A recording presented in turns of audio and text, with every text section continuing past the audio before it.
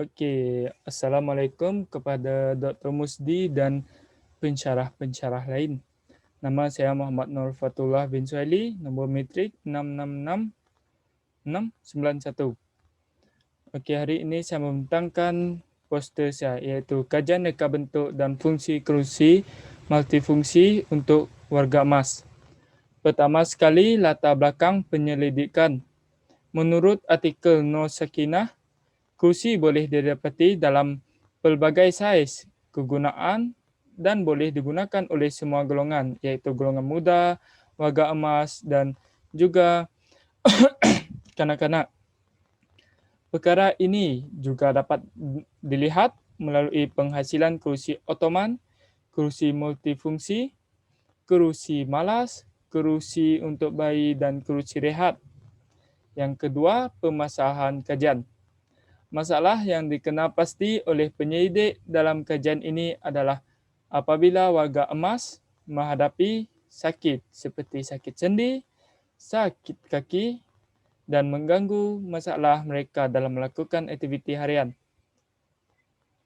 Okey, untuk objektif kajian pula, yang pertama mengenal pasti fungsi dan reka bentuk kerusi multifungsi untuk kegunaan warga emas. Yang kedua, mencadangkan reka bentuk yang menekankan fungsi dan keselesaan kepada warga emas. Yang ketiga, mengkaji persepsi penggunaan terhadap rekaan kerusi multifungsi untuk kegunaan warga emas. Yang keempat, ringkasan reka bentuk. Kajian reka bentuk dan fungsi kerusi multifungsi untuk warga emas. Rekaan ini untuk mengatasi masalah yang dihidapi warga tua dalam faktor keselesaan. Okey, bagi metodologi kajian, pengaji ingin menggunakan kuantitatif dan kualitatif. Kaedah kajian pula iaitu soal sidik, kaedah internet, dan pemerhatian. Okey, saya akan sambung dengan kajian lepas. Yang pertama sekali, kerusi multifungsi. Sejarah kerusi menurut Nodiyanah ialah kerusi merupakan simbol kekayaan dan kemewahan kepada masyarakat Mesir terdahulu. Kerusi tersebut disalut dengan bahan yang berharga, dengan corak yang indah dan disokong dengan kaki binatang dan juga rangka tawanan. Kerusi multifungsi pula merupakan kerusi yang mempunyai dua atau lebih fungsi dalam satu reka bentuk kerusi tersebut.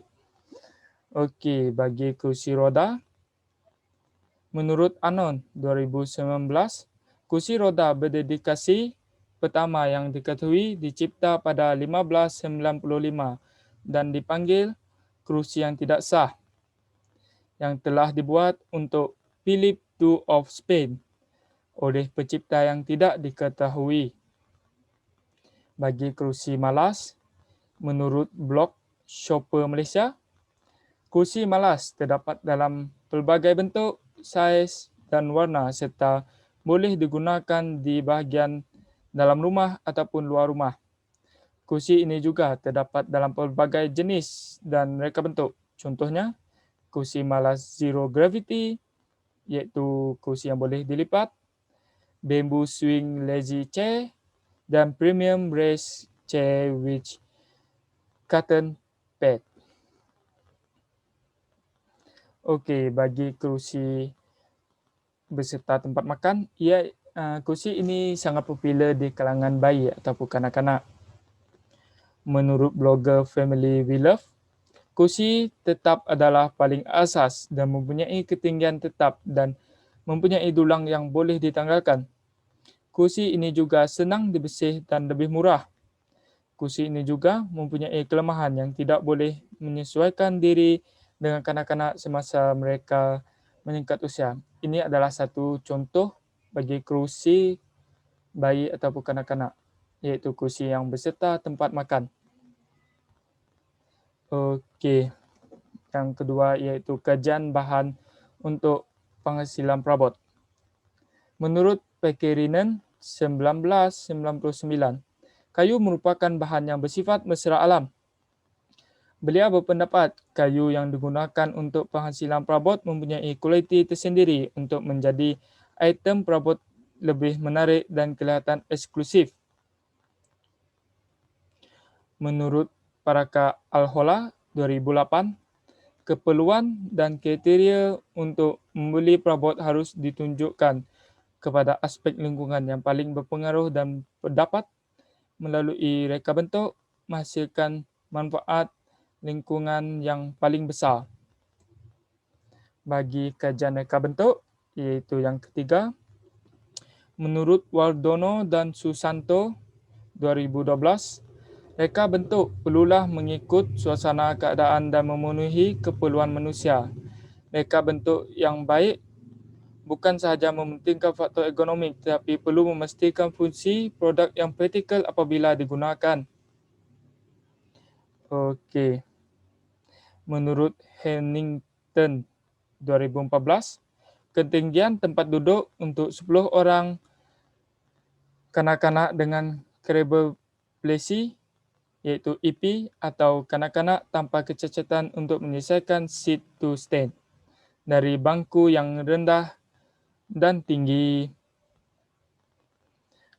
Bagi kajian warga emas merupakan orang penting bagi perkembangan sesebuah negara. Idea dan pengalaman dalam hidup menambah kemajuan dalam sesebuah negara. Menurut artikel Jabatan Kebajikan Masyarakat 2019, definisi warga emas ialah golongan masyarakat yang berumur 60 tahun ke atas dan definisi ini berpandu daripada takrifan dibuat Perhimpunan Dunia pada penuaan 1982 di Vienna. Menurut Kiau 2014, kesan kesakitan adalah lebih teruk pada warga emas kerana kesakitan tersebut boleh mengakibatkan warga emas kurang berupaya untuk berfungsi dan lebih memerlukan penjagaan. Okey, yang seterusnya mood board. Pertama sekali, gambar kapas. Pengkaji mungkin akan menghasilkan sebuah kursi yang ringan dan gambar eco-friend itu pula pengkaji akan menghasilkan sebuah kerusi tersebut menggunakan bahan eco-friend seperti kayu. Okey, bagi gambar perisai dengan handphone tersebut, pengkaji ingin menunjukkan ketahanan sesebuah kerusi tersebut dan gambar yang anggota sakit badan tersebut menggambarkan mungkin akan menyelesaikan masalah yang selalu dihadapi warga emas ketika menggunakan kerusi yang direka. Bagi penggunaan warna, mungkin pengkaji akan lebih mendetailkan penggunaan warna natural seperti warna kayu. Dan gambar emoji beserta lelaki tersebut akan menggambarkan keselesaan dan senyuman yang terukir di wajah warga emas. Okey, dan seterusnya visual research, iaitu terbagi kepada 5 bahan, jenis, fungsi, warna dan ergonomik. Bagi bahan yang sedia ada untuk menghasilkan sebuah kursi iaitu plastik, besi,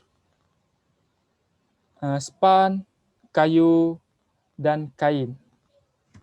Bagi jenis pula, ini adalah reka bentuk kerusi multifungsi yang sedia ada di dunia, iaitu kerusi roda, kerusi malas, tongkat yang beserta kerusi, dan juga kerusi tempat untuk makan.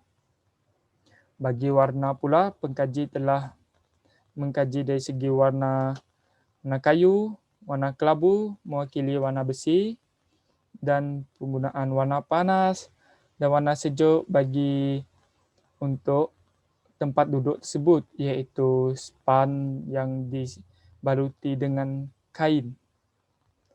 Bagi fungsi pula, fungsi kerusi yang sedia maklum iaitu tempat untuk duduk. Bagi kerusi multifungsi pula, ianya boleh dijadikan tempat duduk, tempat berehat, dan sebagainya. Bagi ergonomik, iaitu keselesaan untuk setiap golongan yang menggunakan kerusi tersebut.